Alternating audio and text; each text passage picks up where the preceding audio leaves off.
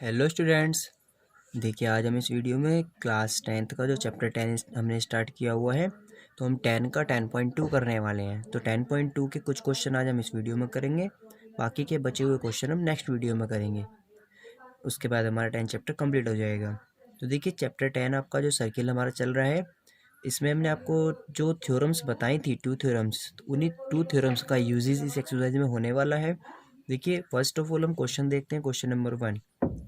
देखिए question number 1 to 3 तक में सिर्फ ऑप्शंस वाला है। इसमें आपको ऑप्शंस बताने हैं। From a point Q the length of the tangent to a circle is 24 centimetre and the distance of Q from the centre is 25 centimetre. The radius of the circle is, आपको circle की radius बतानी है। तो देखिए क्या दिया हुआ है। देखिए आपको इस क्वेश्चन में इस तरह से एक सर्किल आपको गिवन है। इस सर्किल की रेडियस आपको निकालनी है। एक पॉइंट क्यू है जो सर्किल से बाहर है, इसकी आपको ये डिस्टेंस दी हुई है ओ से क्यू तक की और पी से क्यू तक की। ये 25 दी हुई है, ये 24 दी हुई है, आपको ये निकालनी है। तो आप क्या निकाल सकते हैं, आप क्या जानते हैं, थ्योरम में हमने पढ़ा था कि कोई भी any tangent of a circle, ठीक है, एट अ पॉइंट पी या एनी पॉइंट, ठीक है, और to a radius of circle, ये क्या होता है, इस पर परपेंडिकुलर होता है, ठीक है। तो ये 90 डिग्री होता है। इस आपका क्या बन गया, एक राइट एंगल ट्राइंगल बन गया। इसमें हम पाइथागोरस थ्योरम लगाएंगे और इसको सोल्व करेंगे। तो क्या हो जाएगा, O P square is equal to O Q square minus P Q square, यानी ये हाइपोटेनस का स्क्वायर और माइनस क्या हो जाएगा, अदर यानी वन साइड का स्क्वायर। सोल्व करेंगे तो आपका 6 to 5 माइनस 4 5 6 7 6 49 आ जाएगा। ओ पी जी कुछ हो जाएगा √49 यानी +-7, जिसमें से आपका आंसर हो जाएगा +7। तो आपका ऑप्शन कौन सा सही हो जाएगा, आपका option number A is a correct, ठीक है, ये आपका करेक्ट हो जाएगा। चलिए क्वेश्चन 2 समझिए। इसमें आपको फिगर दी हुई है, कहा है कि if T P and T Q are two tangent to a circle with centre O, so that angle P O Q, ये आपको गिवन है। देखो पी ओ क्यू आपको 1 1 10 दिया हुआ है। आपसे पूछा है पी टी क्यू, ये वाला एंगल पूछा है, ठीक है। तो देखो आप क्या जानते हैं, ये भी हम एक थ्योरम से जानते हैं कि जो एनी टेंजेंट ड्रॉ की जाती हैं रेडियस पर, ये परपेंडिकुलर होती हैं। तो ये 90 हो गया और ये 1 1 0 है, आपको ये निकालना है। तो sum of quadrilateral angle, sum of quadrilateral लगाएंगे, सबका सम 360 करेंगे। 360 में से 90 तो ये सेपरेट हो जाएगा, नहीं 180 सेपरेट हो गया, ये 110 है। तो 110 को 180 में सेपरेट करोगे तो आप कितना बचेगा, 70 बचेगा। तो आपका आंसर आ जाएगा 70, ठीक है। चलिए क्वेश्चन नंबर 3 देखिए। If tangent P A and P B from a point P to a circle with centre O are inclined to each other at angle of 80 degree, then angle P O A is equal to. तो देखो इस question में क्या कहा है आपसे, question number 3 को समझिए।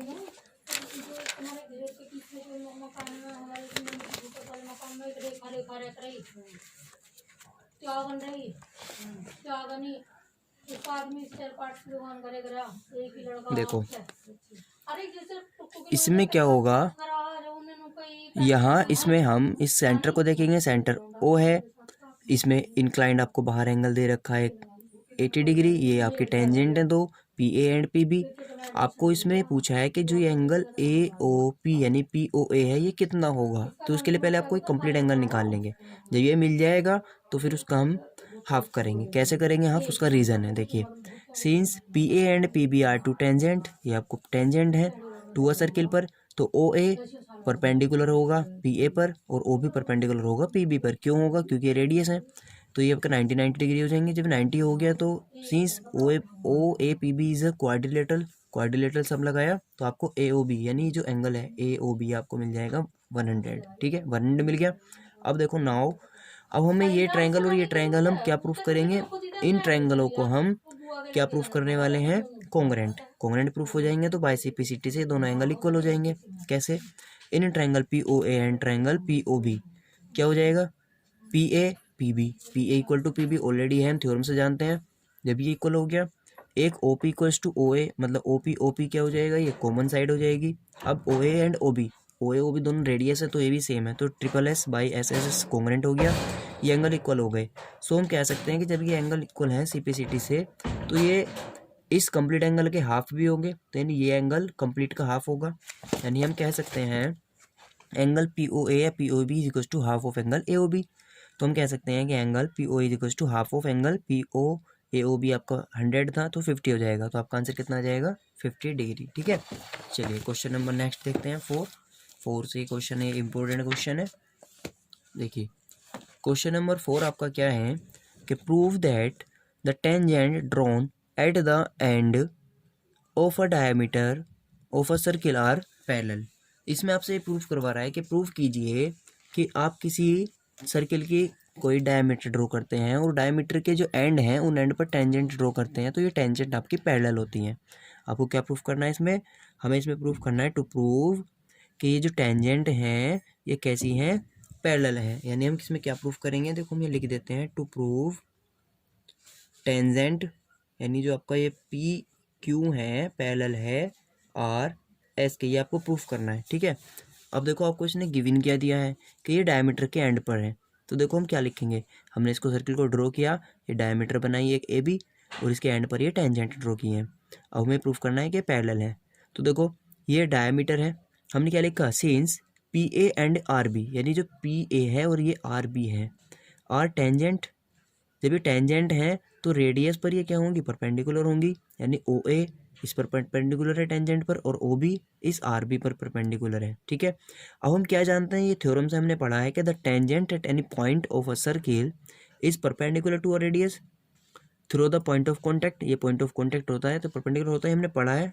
ठीक है, सो ये क्या हो जाएगा, एंगल जो है आपका ओ ए पी या ओ ए क्यू या ओ बी आर या ओ बी एस सब क्या हो जाएंगे 90 डिग्री। 90 डिग्री है।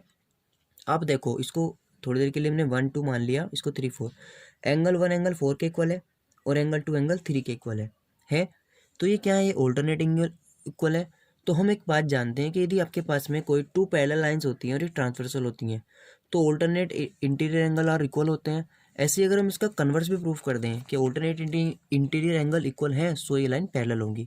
तो हमने देखा है ऑल्टरनेट इंटीरियर एंगल है इक्वल है, तो हम क्या कह सकते हैं, so P Q parallel to R S since alternate angles 1 and 2 ये कैसे हैं, ऑल्टरनेट एंगल्स आर इक्वल। ठीक है, सो लाइंस आर पैरेलल हम इसमें कह सकते हैं। ठीक है, चलिए क्वेश्चन नंबर 5 देखिए। 5 में आपको क्या प्रूफ करना है, prove that the perpendicular at the point of contact to the tangent to a circle pass through the centre. इसमें कहा है कि आपको प्रूफ करना है कि जो परपेंडिकुलर आप पॉइंट ऑफ कॉन्टैक्ट पर ड्रॉ करते हैं, जो वो टेंजेंट होती है, टेंजेंट पर जाकर मिलता है सर्किल पर, वो हमेशा सेंटर से पास होता है।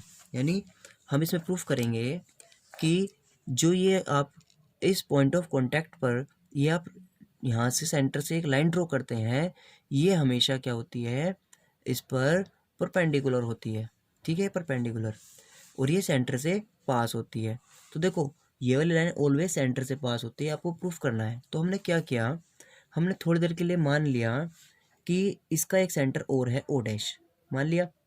ठीक है, अब हम दिखाएंगे कि ओ डैश नहीं है, ये यही है। यानी इस कंडीशन को प्रूफ करने के लिए आपको कंट्राडिक्शन प्रूफ करना होगा। कंट्राडिक्शन क्या होता है कि आप कोई प्रूफ अपने पास से मान के चलेंगे और उसको गलत प्रूफ करेंगे। यानी we will prove that by the method of contradiction. तो let us assume that O dash is the centre, हमने ओ डैश को सेंटर एज्यूम कर लिया।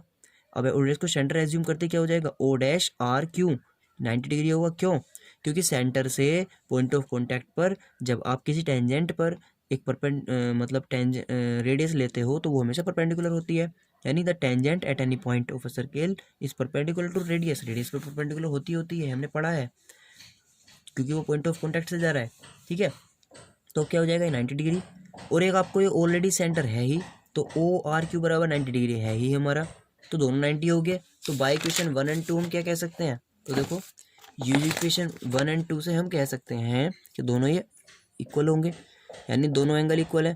अब सिंस हम क्या जानते हैं, हमें तो पता है कि अगर हम इसको देखें बाय फिगर, तो फिगर में आपको दिख रहा है कि ओ आर क्यू जो है ये ओ डैश आर क्यू से बड़ा है, यानी O dash R Q less than है ओ आर क्यू से। यानी हम लिख सकते हैं कि O R dash Q less than O R Q according to figure. लेकिन ये हम यहाँ लेस देन कह रहे हैं और यहाँ हम इक्वल टू कह रहे हैं, ऐसा तो हो नहीं सकता, ये तो कॉन्ट्राडिक्शन हो गया।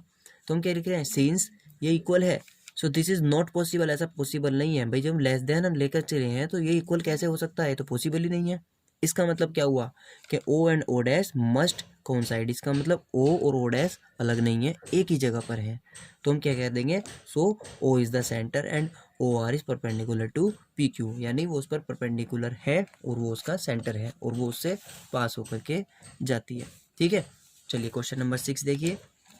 6 में है the length of a tangent from a point A at a distance 5 centimeter from the center of the circle is 4 centimeter. Find the radius of the circle। तो ये सिंपल क्वेश्चन है।